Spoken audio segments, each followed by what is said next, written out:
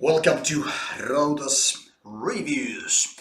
Today's band comes from Finland. It's about 5 years old band called Crimson Day.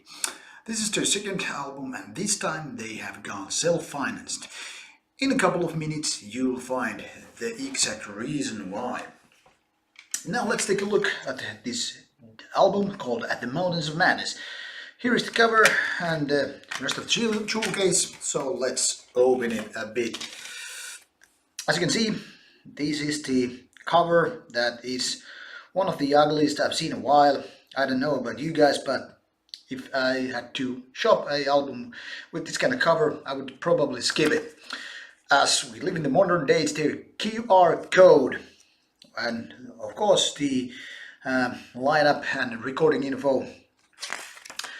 And this is the band picture. I don't want to be personal, but this is one of the lamest band pictures I've seen in ages. Why the hell? Four of these guys are, standing in the background like, I don't know why that dude is sitting on the chair and we have to sit here, stand here, but at least we don't look like a douchebag sitting there. I don't know, but it is one horrible picture. Here is the CD, which is pretty clear. This seems to be CDR, which is unfortunately common for self-financed CDs. And to conclude the outerior of the release, and here's the background, which yet again makes no sense to me, but at least the track list on the backside is pretty damn clear. As you can see, 12 songs. That ticks out like 58 minutes, which is way too much for this album. And the reason is Crimson Day plays melodic heavy metal the very basic way. The thing is, they add absolutely nothing new, no new layers, no new whatsoever to heavy metal genre. Meanwhile, the vocalist is quite okay. He's technically talented enough and he has kind of a nice voice. He sounds like he lacks this passion and the fire burning in his heart to kind of express himself in a heavy metal way. To bluntly put it, he lacks charisma.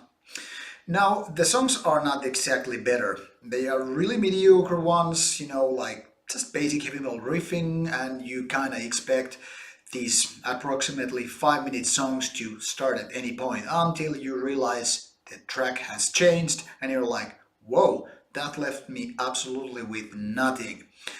Now 58 minutes of a good album would be nice. Maybe it might be too much unless the album was exactly a killer one.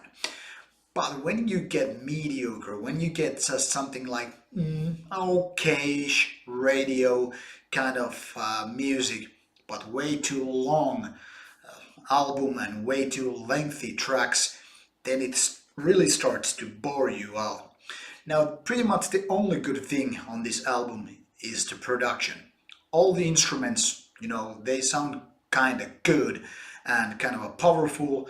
Yet again, there might be something that could have been making this album a little bit better. I'm talking the kind of raspiness, the kind of dirtiness, which could have actually made this album a little bit more bold. And now this sounds like heavy metal for dads and moms alike. The kind of couples who have the same kind of outfit and go for a walk and, smile throughout the day and having nothing but empty thoughts throughout the day.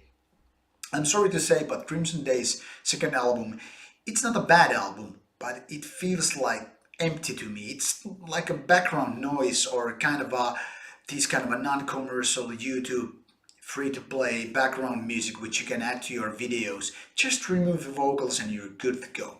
Now, if you like heavy metal, good heavy metal, and you want some catchiness, stay away from this album.